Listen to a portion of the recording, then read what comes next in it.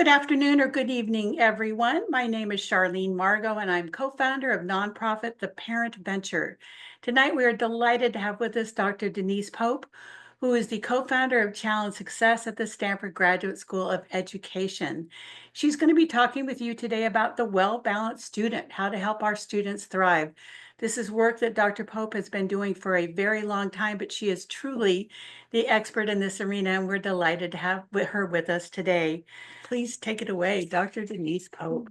Thank you, Charlene. And for those of you who don't know, I have a huge place in my heart for both Charlene and Bev, who were board members of Challenge Success, and Charlene ran the board for years. We truly would not be here without them. So I feel like this is a family affair tonight. So welcome, welcome. As Charlene said, it is going to be interactive.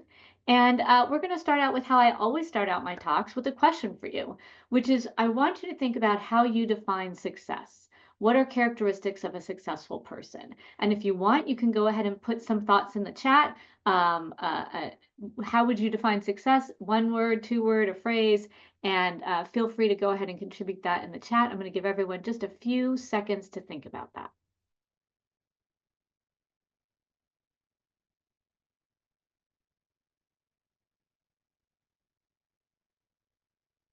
So we have a few already in here. Good relationships, independence, family, children, happy, secure, productive, achieve the goals they want to, competent, independent, more happy.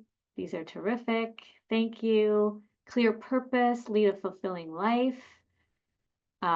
Living the life you want within your means, able to navigate life's challenges in accordance to values, career, wealth, health, happy contributing member of society. These are great. And you can keep them coming. I really do want you, oh, this is a beautiful one. Someone who doesn't let outside noise affect their goals. So keep them coming. As I'm talking, I want you to really think about your personal definition of success, kids and adults alike. And I'm going to walk you through what we hear students saying when we ask this question to them. So this research started a long time ago. And when I wrote the book Doing School, I shadowed 5 students at a very successful high school. And one day I saw Kevin, and Kevin was raising his hand, and he looked like he was really engaged.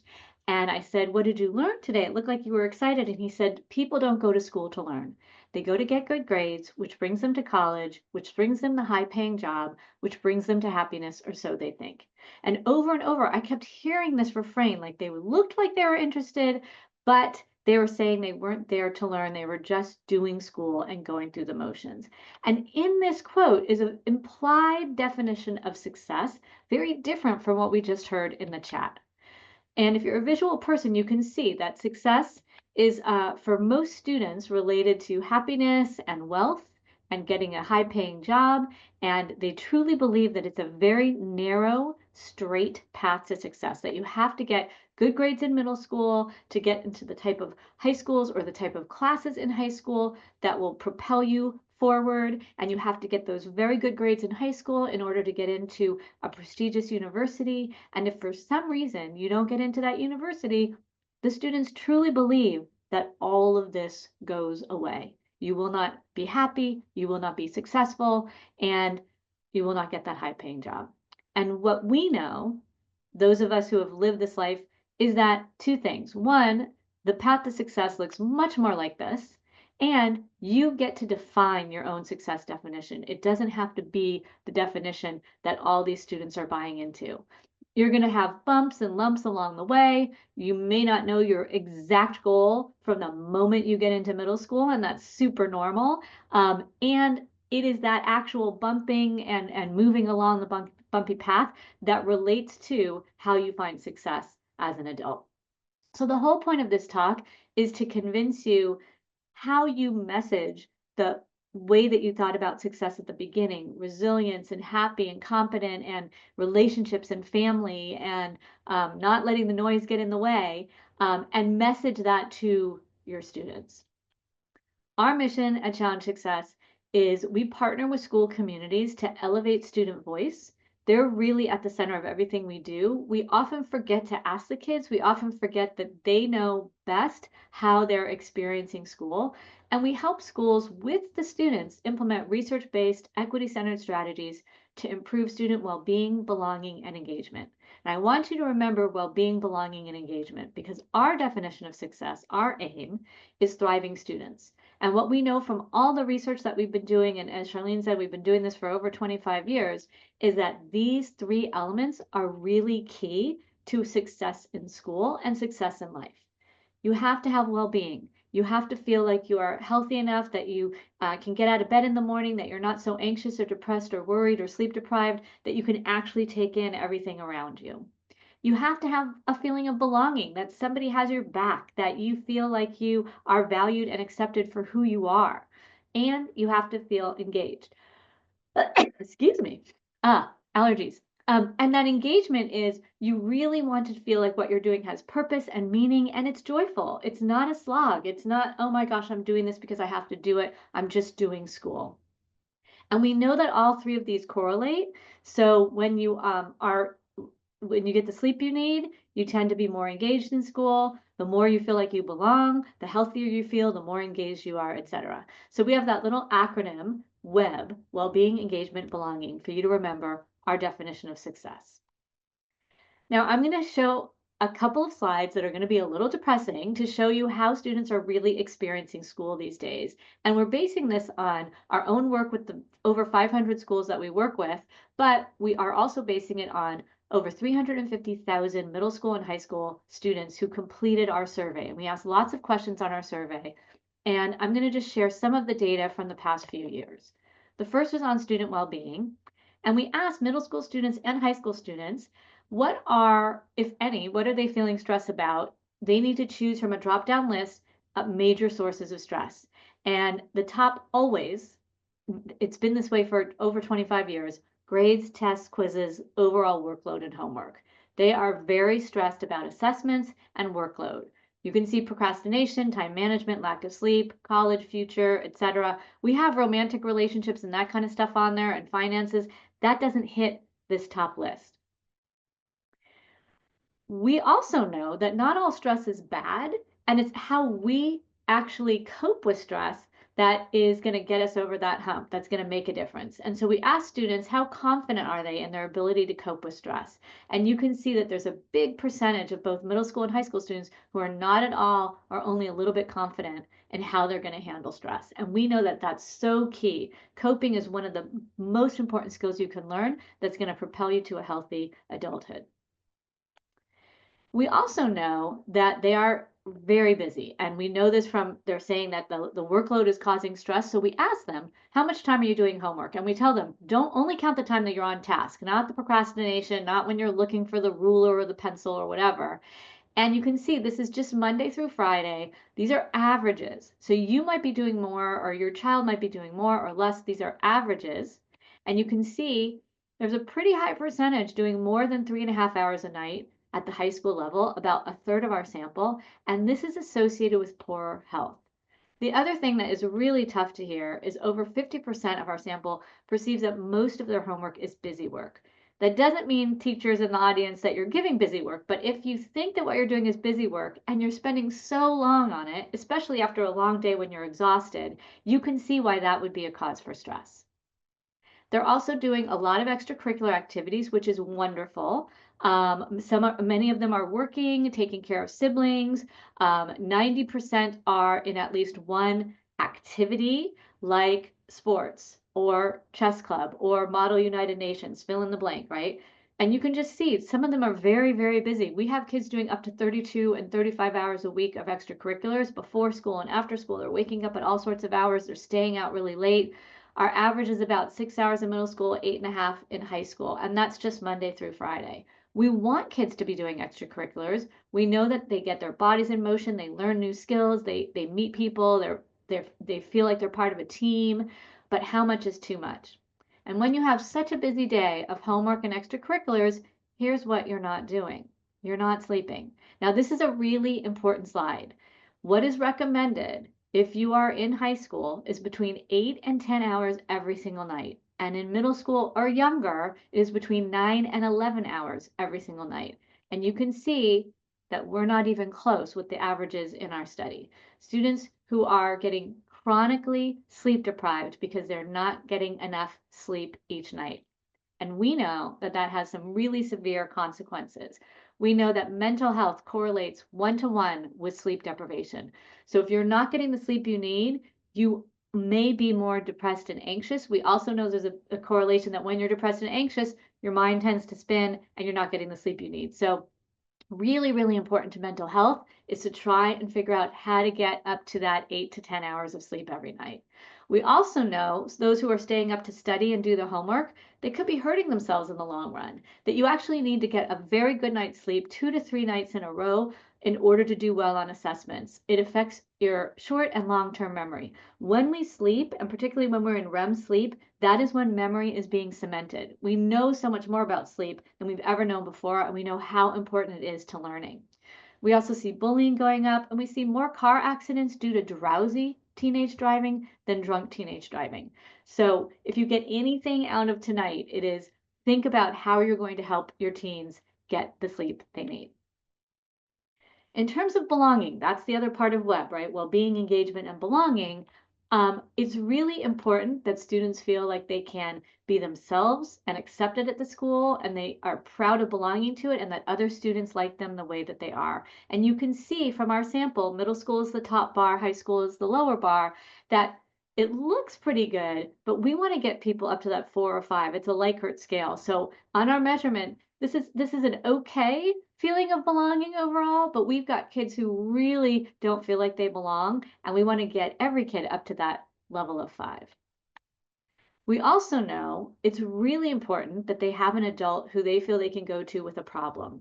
And we ask, is there any adult at the school who you would feel comfortable going to with a personal problem?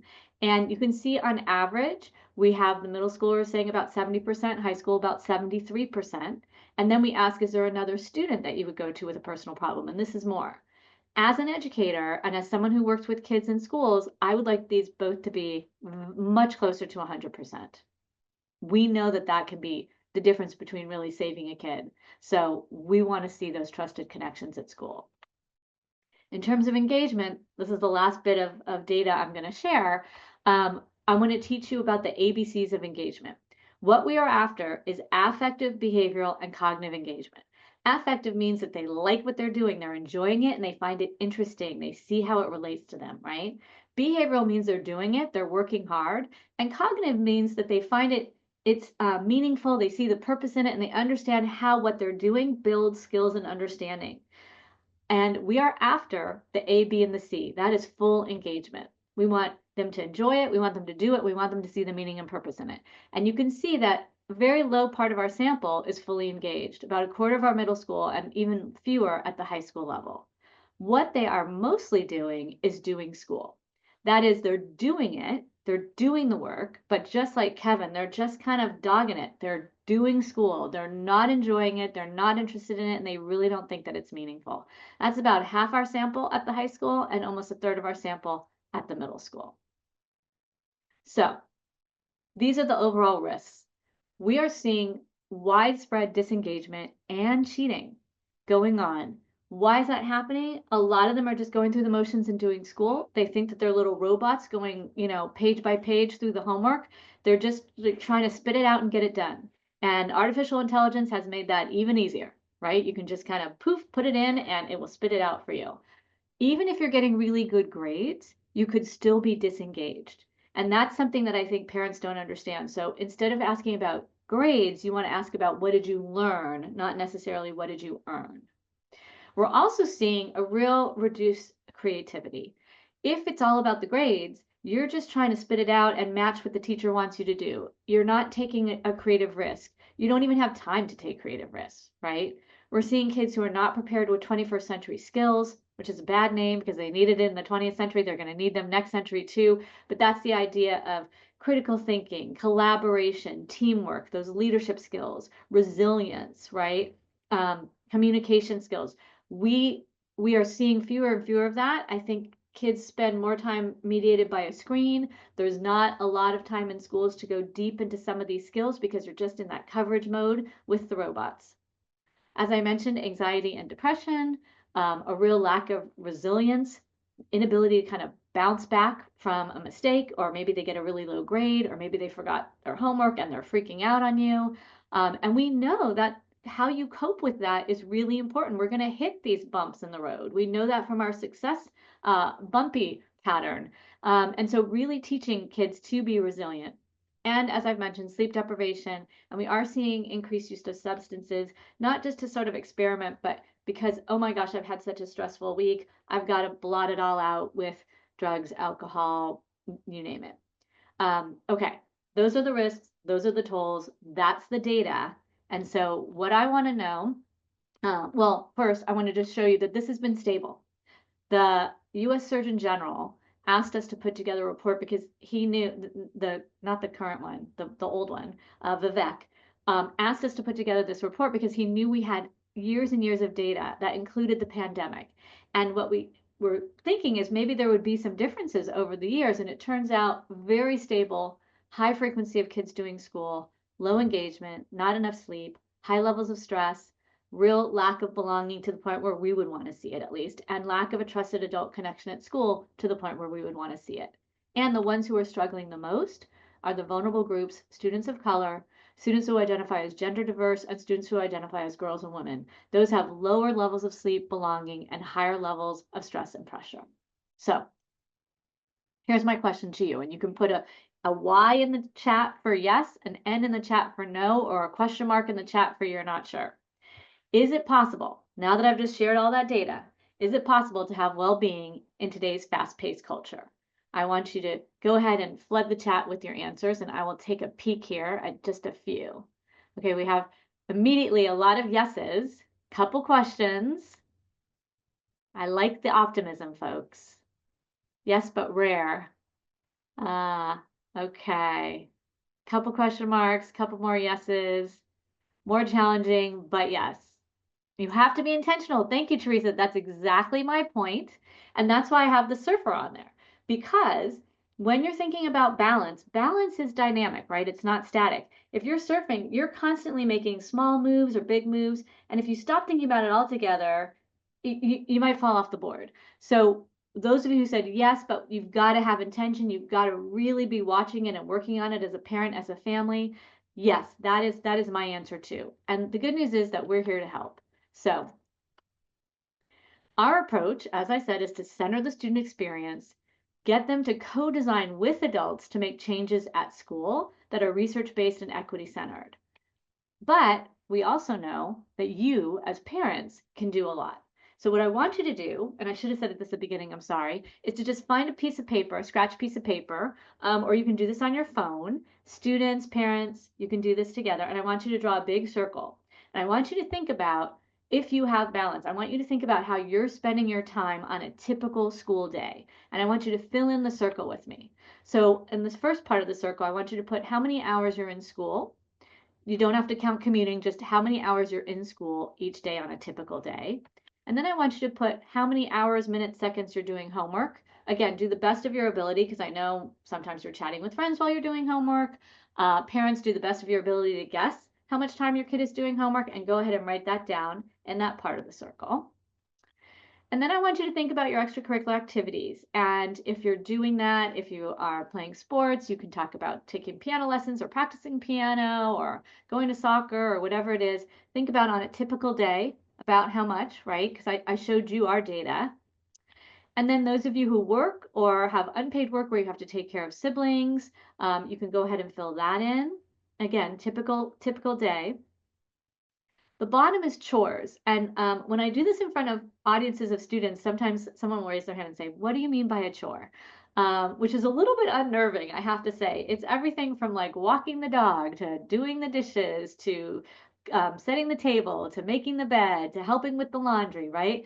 And it turns out that kids who do chores are better off academically. And I know your kids are not going to believe that. Turns out they also have more civic responsibility, which is what we want in this society right now.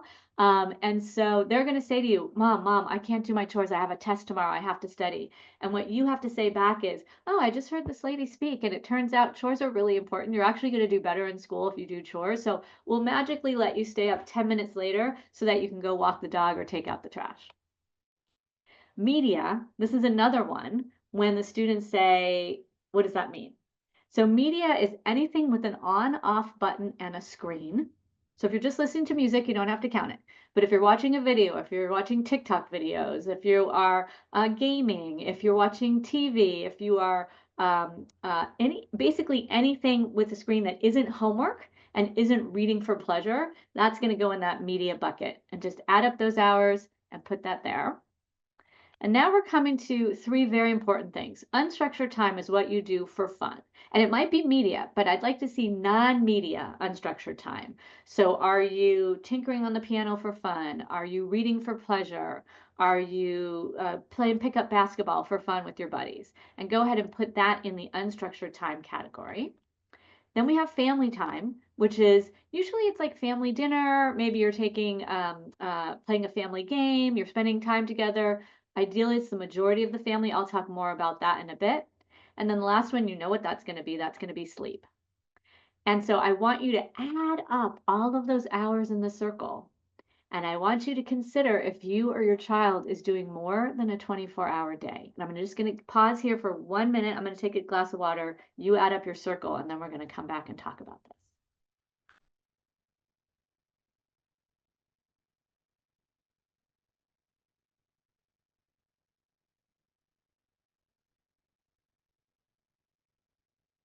Okay, this is a great exercise to do with your child. Maybe you can take a picture of the screen if you want.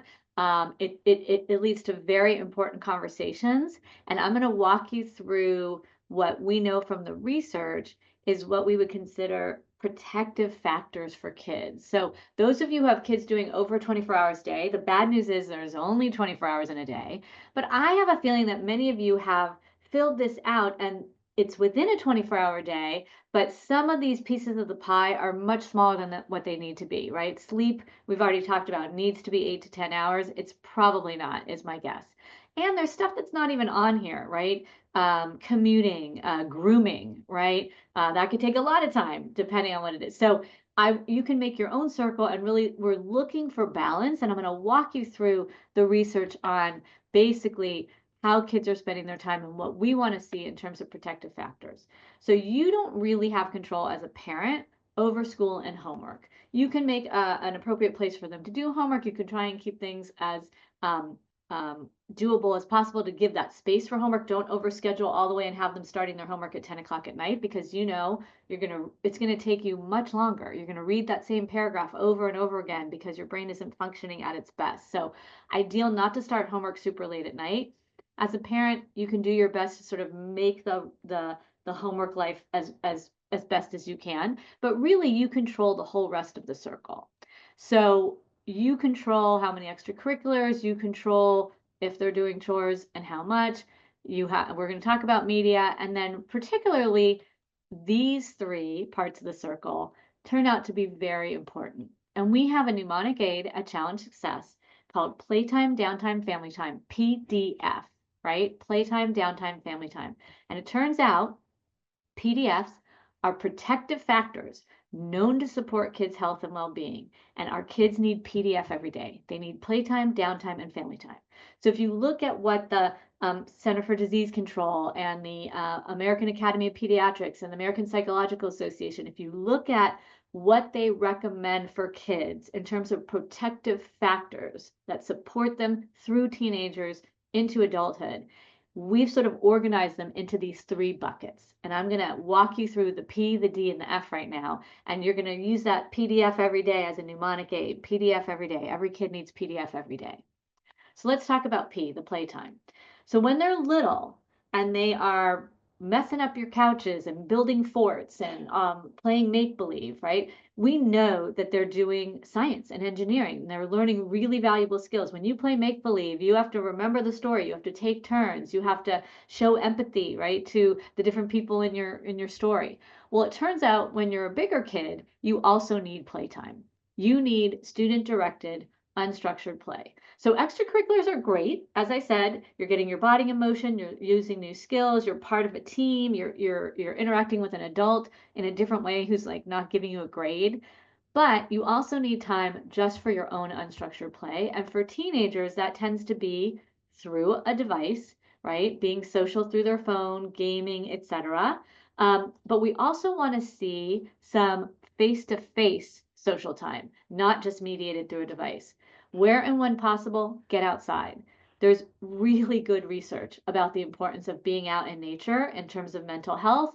And we are so lucky to live in a climate where you can pretty much get outside every day.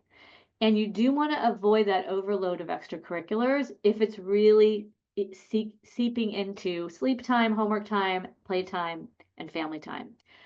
Many sports teams go well into the evening. Hockey practices at 10 p.m. because it's the only time we can get the rink. Or we've got kids who are really intense with their sports, and so they're practicing, and then they've also got to do body and conditioning, and then they've got the games. So you have to really think about how many extracurriculars make sense. You can't do it all. I like to say that right now we live in this like gorgeous buffet of extracurriculars. And if you think about a buffet, right, what does a nutritionist tell you to do?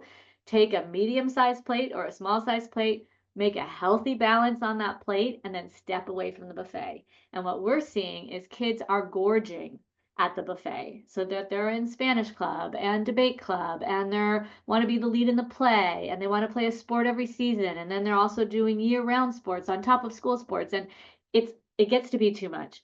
And a lot of them think that they need to be doing this to pad their college applications. And what the colleges are saying to us is, we're not looking for someone who's running around like a chicken with their head cut off. We're looking for someone who has an actual interest in something and does it because they love it and are developing their talents in it. So playtime is really, really important. You do have to build in time for kids to play with their friends, talk with their friends. Think about when we were on the phone, there was call waiting because we were on the phone so much, right? Or going and hanging out at the mall. The more you can convince them for face-to-face, the better. So that's the P. The P is playtime in PDF. The D is downtime. Downtime, as we talked about, sleep, very, very important. And if you're a teen, your circadian rhythm is very different, right? Your kids aren't tired when we're tired. Like I'm exhausted at 9:30. Your kids are still wide awake. They are nocturnal beings. And luckily, the state of California has used some of our data to make the rule that no public high school can start before 8:30. And so hopefully your kids are getting to sleep in a little bit more. But they still probably feel like they're going to bed earlier than they want to. So there's some tricks to actually tricking your body, and it's called the sleep hygiene. So you have to watch when and how often you're doing caffeine. Ideally, reduce your caffeinated beverages and those energy drinks and all of that, and nothing past about 3 or 4 in the afternoon. You want to actually increase your physical activity and make sure you're moving your body about an hour a day. That is actually going to help you sleep better. You want to not do that probably after 6 or 7 p.m. because it's really hard when your body's revved up at a 10 p.m. hockey practice to come home and just boom, go to sleep. So you want to really, if you can, work with those coaches and try to limit that kind of activity after dinner hours. You do want to moderate how much you're on your screen and where your screens are at bedtime. So it turns out that with your phone, right, when you're on your phone, it's emitting a light and it's actually affecting your melatonin. Same with any device. I'm very, very careful now about getting on a device within an hour of my own bedtime because it's going to send a message to my brain that's going to keep me up. The other thing besides that blue light is what you see on the screen is going to keep you up. So I used to doom scroll the New York Times right before bed, just like, oh, I'll just check the news, see if I missed anything. And, I absolutely felt it that it affected my sleep. It's much better to think about a bedtime routine where maybe you are doing some stretching or you're taking a shower, you're reading a book. If you're reading on a Kindle, there's usually that light so you can turn it to a black light so it's not sending that blue light towards you. But you want to encourage self-directed relaxation within an hour of bedtime. And it's also a way to encourage a positive coping strategy. A lot of students are modeling after adults, and adults come home after a very stressful day of work and they're like, pour me the wine, right? It's wine o'clock somewhere. That's how we got through the pandemic. And what we're saying is the kids are paying attention. So you want to show some positive, what we call adaptive coping strategies. How do you deal with stress? Do you go take a run? Do you take a hot shower? Do you do yoga? Do you do meditation? Do you read for pleasure? Do you start playing some music, right? All of those are really great positive coping strategies, and they're great for getting you to get in bedtime mode. And you want to try and go to bed around the same time and not binge sleep on the weekends. All very, very important. Some screen time is absolutely okay. We live in a screened world right now. And for teens, it is very much a connection to their friends. How much is too much? If it's getting in the way of other kinds of play, of sleep, of family time, of homework, right? Of physical activity.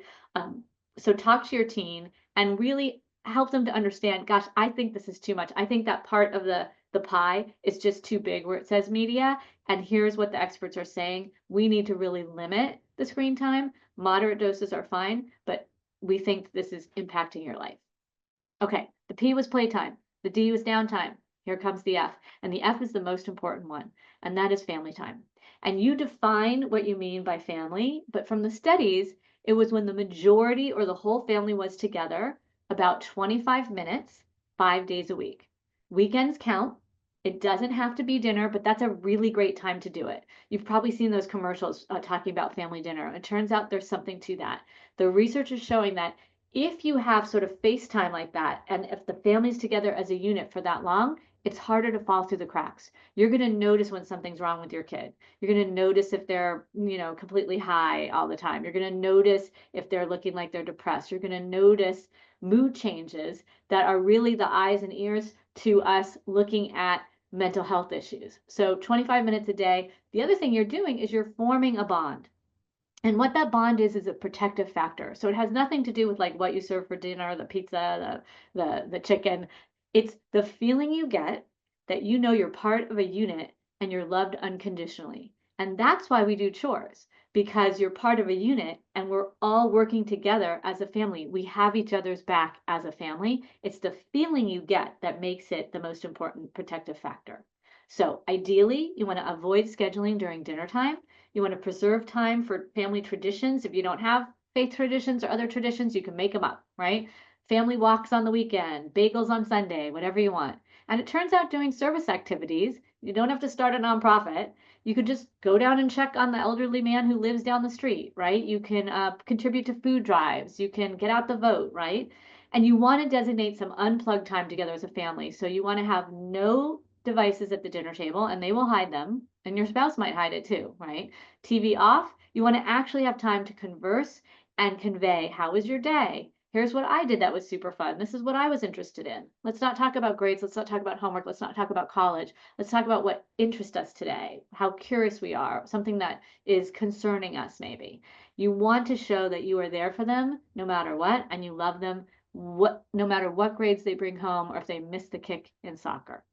So the P, playtime, the D, downtime, the F is family time. Now, there's an elephant in the room that I know is hanging out there, that people believe that much of high school stress is driven by the belief that there are a few highly selective colleges and they're impossibly hard to get into, and that success and happiness depends on getting into one of these. And honestly, we have a whole other workshop that we do about this, but I want to point you to our research on challengesuccess.org, where we spent a year researching if it mattered where you went to college. And it turns out that a student's engagement in their college program matters much more in the long run than the college ranking or the name. We call this paper a fit over rankings because people are having an absolute fit over the rankings. And also, we know that it's much more important that it's a fit between the kid and the school. That's actually what's going to help you do well and succeed in college. So it's not the college, it's the kid, it's how they go, not where they go. And I know that's going to be very hard for those of you who don't believe this.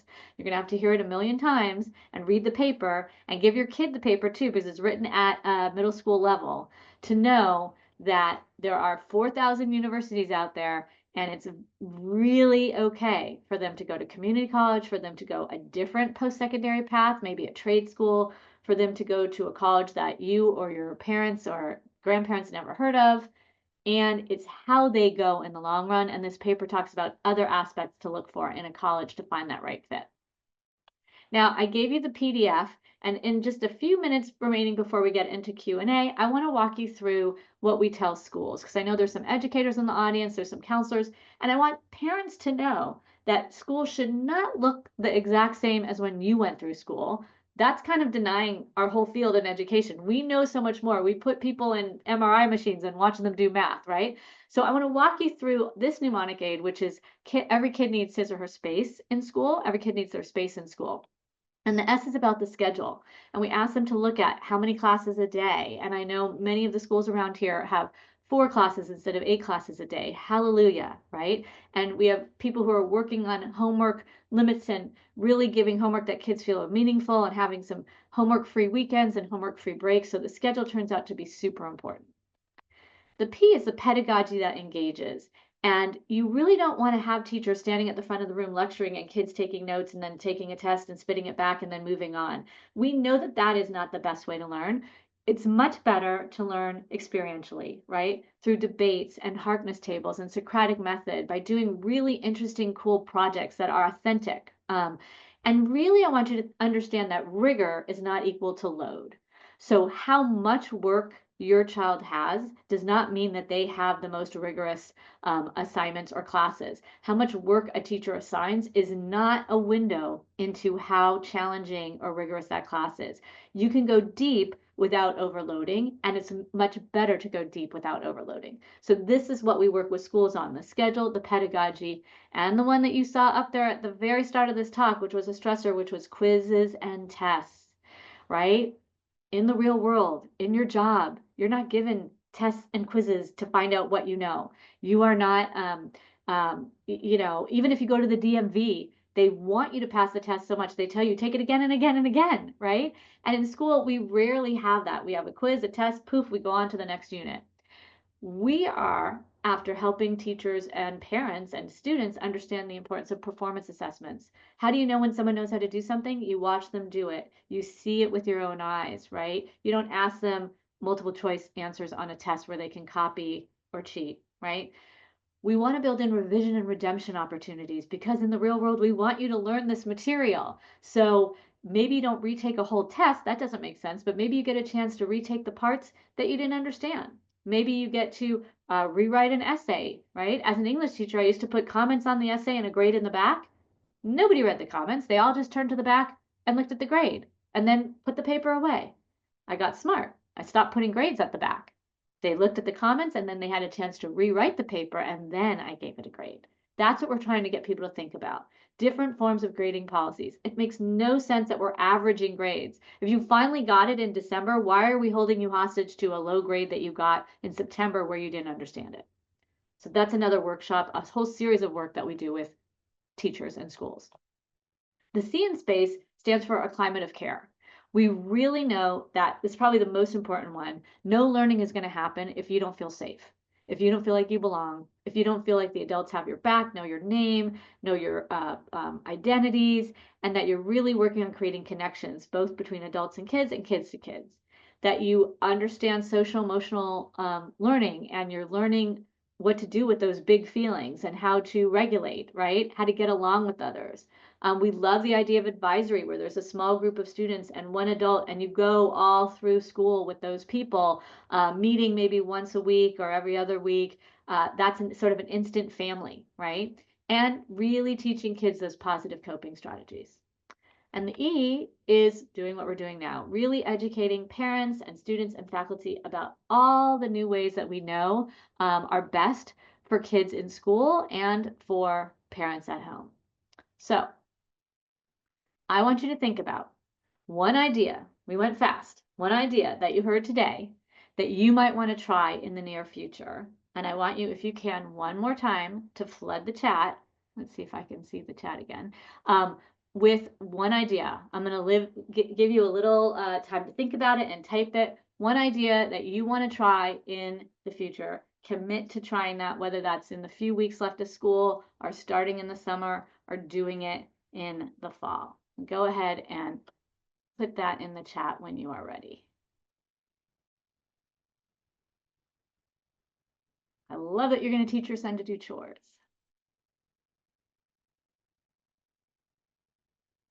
Priority on sleep. Hallelujah.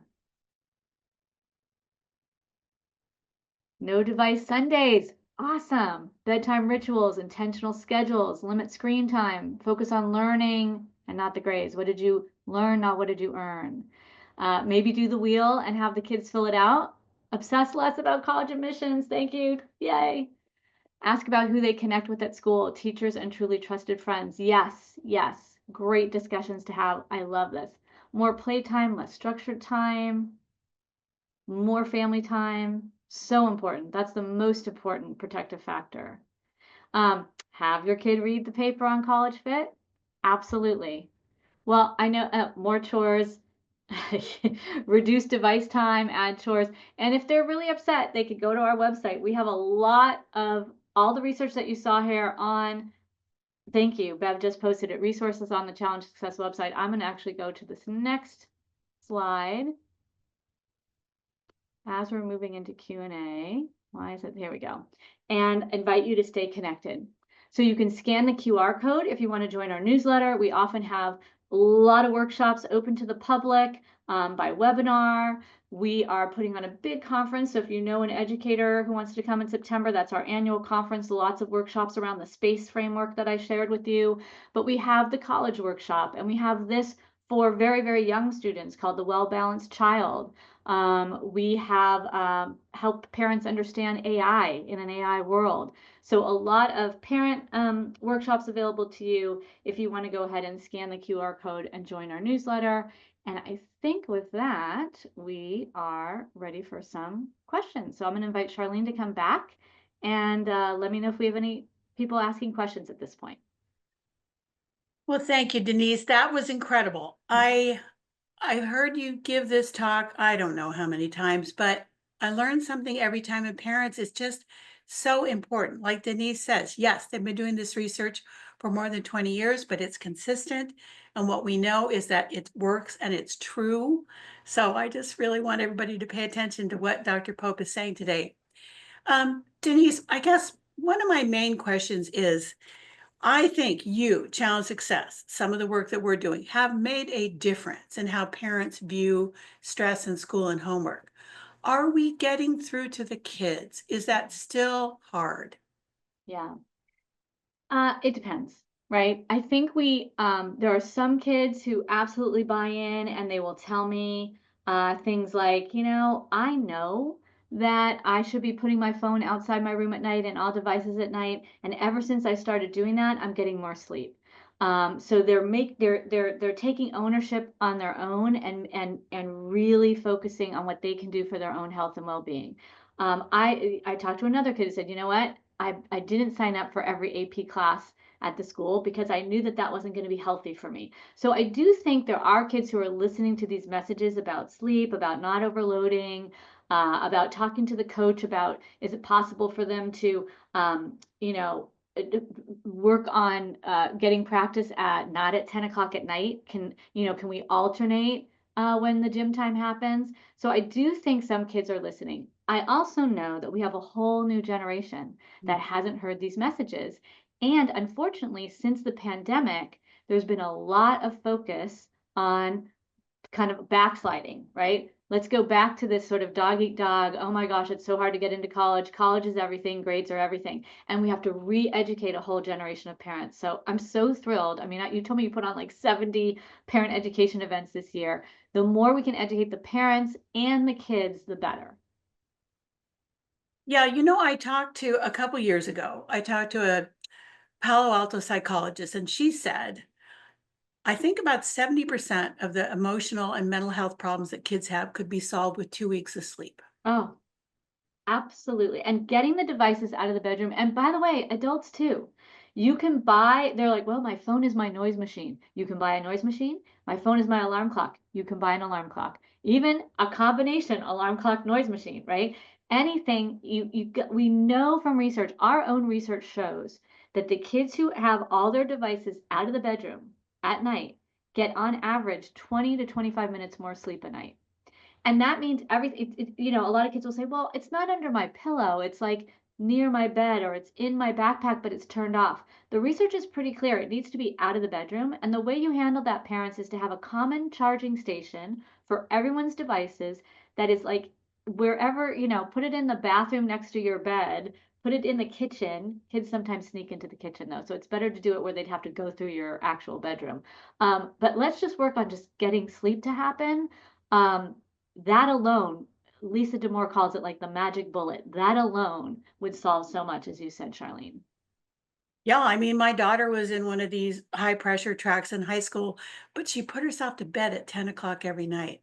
And that was all the difference. All the difference. And even just doing things like dimming the lights. I will Yeah. start to dim the lights all around the house, right?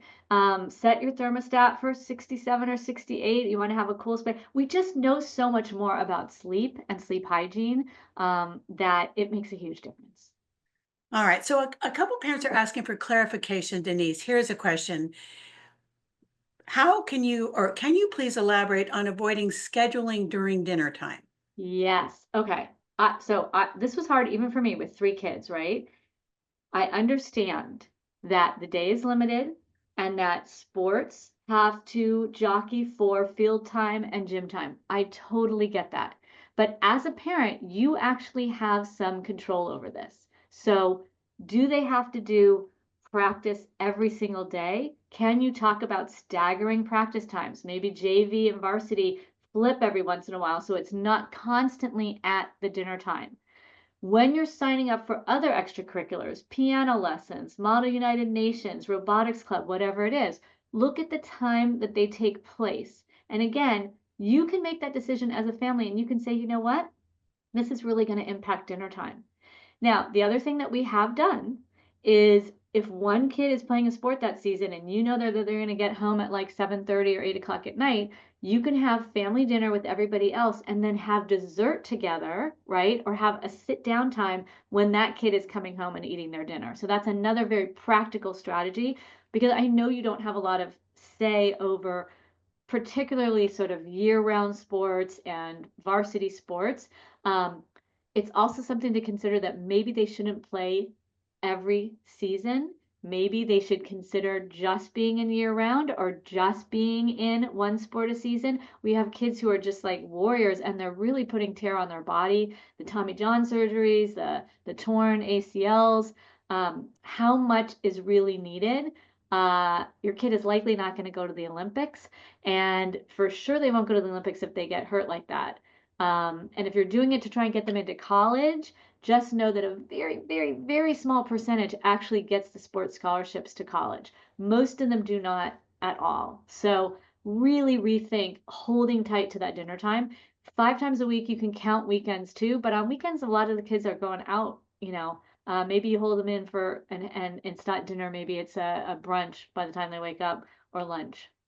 That's true. And I remember, Denise, when your kids were younger, sometimes you'd have to choose which activities they would do. I mean, it's a burden on the whole family, this going to sports events and all that stuff, right? Absolutely. Absolutely. Just because you can physically get everyone to where they need to be does not mean it is a healthy schedule for your family. So really you're looking at the big picture. What are we all doing together? Family time is so, so important. It's the most protective factor. You don't want to shortcut that. All right. So, Denise, what are some signs that your child is experiencing unhealthy stress due to academic or extracurricular pressures? What should parents look for? That is a great question. Really, really important. So you know your kid best. If after 2 weeks you've been seeing persistent symptoms of something that just doesn't seem right, either they are unusually melancholy or they are really fatigued and not wanting to get out of bed, or there's been a big change in their grades or how they dress or how they eat, or they're not doing the things that typically bring them pleasure. These are signs that you want to go and talk to either your school counselor or a pediatrician about. Other things to look for, and I will tell you that kids are very good at sort of sneaking these things, right? But you can look to see if when they come home from where they are out, right, that they don't seem like they're on drugs, right? Have a conversation with them. Stay up, set your alarm, wake up, have them come in and wake you up. Talk to them about appropriate coping strategies and inappropriate coping strategies, right? You can smell alcohol on their breath. You can, unless they're using the gummies, you can sort of smell the marijuana, right? Really kind of pay attention when they come home and when they're home with you.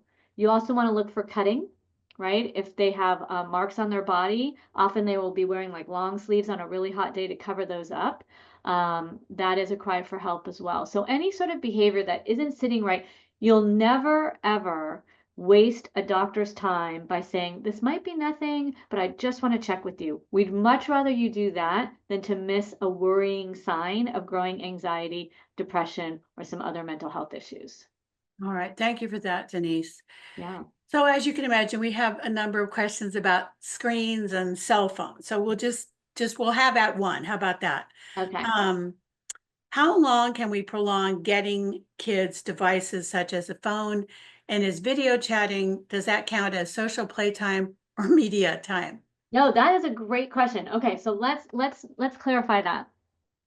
Ideally, you want to be chatting face to face, right? So I had a kid, best friend lived across the street, they're texting, please put the phone down and go see your friend across the street. Face to face is best. However, a lot of kids do not live that close to their friends. So mediating through a screen, a lot of them like to just do that. That's how they are interacting, right? That's the equivalent to the phone of our time. Because if no kid uses the telephone to actually make a phone call. So even when they're gaming, right, with the headsets, that can be very social. So ideally face to face, but do allow some tech mediated social time. And then at some point, you have to say, how much is too much? Um, Ideally, you want to wait till 8. That is the sort of line that people say, wait till about 8th grade before you get a phone that connects to the internet, and even later if you can help it. And that is because you have no control once that phone gets connected to the internet. So just having a phone that kids can text with, but they can't get to the internet, they can text to their friends or they can contact you, might be perfectly fine. Um, Teach them, with a phone comes responsibility. And if you see that they're misusing it or you find it in their room at night under their pillow, they have lost the privilege of having that phone, right? So you want to talk about rules, you want to set some guidelines before you do it. And you really do want to watch how much time they are just mindlessly scrolling. And the reason you do that is you teach them that they're being manipulated. We're all being manipulated. Even on Netflix, when it immediately goes to the next show and you can't stop it. Like you're trying to stop it and you can't stop it. All of these things are built in to keep us online. This is why TikTok, you just keep scrolling and the algorithms show you more and more and more, and the cat videos and your phone and what pops up on Snapchat and Instagram. Teach them that they're being manipulated and how to actually control that. Maybe you want to set a timer. Maybe you want to turn off the continuous scroll on things. There's all sorts of apps that will give you and or your parent reminders that you've been on too long. Some people turn off the internet, the in-house internet at a certain time at night, right? Figure out what's right for your family, but we are helping people learn to self-regulate. And at this age, particularly if they're young, if it's hard for you to self-regulate, think of how hard it is for an 11 or 12-year-old whose brain is not actually capable of doing that yet. They need all the guardrails that we can offer. And would you advise, Denise, that you have these conversations with your kids rather than just making a fiat decision? 100%. So when we go and work with schools about school cell phone policies, the first thing we do is start with the kids.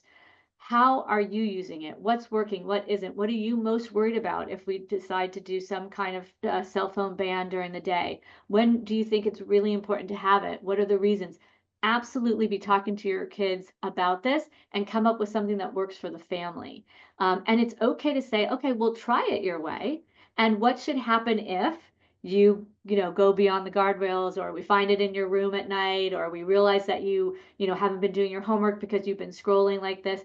Have them also come up with a consequence and say, okay, we're going to hold you to that. Sometimes their consequences are more draconian than you would even think of, but it's their having a say in policies that affect them is a way to build in accountability and also buy-in. That makes sense. Here's a parent who just wrote and said we were able to get our kid to do a new hobby instead of just scrolling on their phone. That seemed like a great idea. That is a huge win. Congratulations. Oh gosh. So Denise, we've really reached the end of our hour, and I have a million more questions I would like to ask you. But just quickly, what advice do you have for well-meaning parents who may inadvertently be applying pressure about college or homework or performance? Yeah, and you know what? It is really hard to sort of watch what you say, right? We like to have college free zones where you just don't talk about college. Maybe you pick one Sunday a month that you're going to talk about college with your older teen, and the rest you don't talk about it. Watch the messages you're sending. If the first thing you say when your kid walks in to the door is, "How'd you do on the history test today?" You're sending a message that that's the most important thing that you care about. And that isn't true. I know because you filled out the chat about what you care about with success, right? Ask them about what they've learned, not what they've earned, and really know, read our college paper, come to the Healthy College workshops that we put on, and just know that there's almost nothing you can do in the US in high school that's going to prevent you from getting a college education because community colleges, you don't even need a degree from a high school. You can walk in, and community colleges are free. And sometimes that's the best way to get your feet wet and get under control. And then you transfer to a wonderful UC 4-year college if that's in the books for you. So take that pressure off as a parent, take that pressure off as a kid, and really know that the most important thing is to let your kid know how much you love them and to work on playtime, downtime, family time every day, those protective factors. Well, thank you so much, Dr. Denise Pope. You are always such a breath of fresh air. And parents, we are so grateful for all of you who joined us today, and especially to you, Denise. Um, we will make this video, I think, Denise, available on a limited basis for our community. So know that, parents, but there's a wealth of information on the Challenge Success website. So do visit again. That paper is free. You can read it, have your kid read it. Anyway, take care, everybody. We're so glad you could be with us today. Lots of love from the audience, Denise. I'm so Thank glad. you, Thank everybody. you. We'll see you again soon. Good Thanks for night. having me.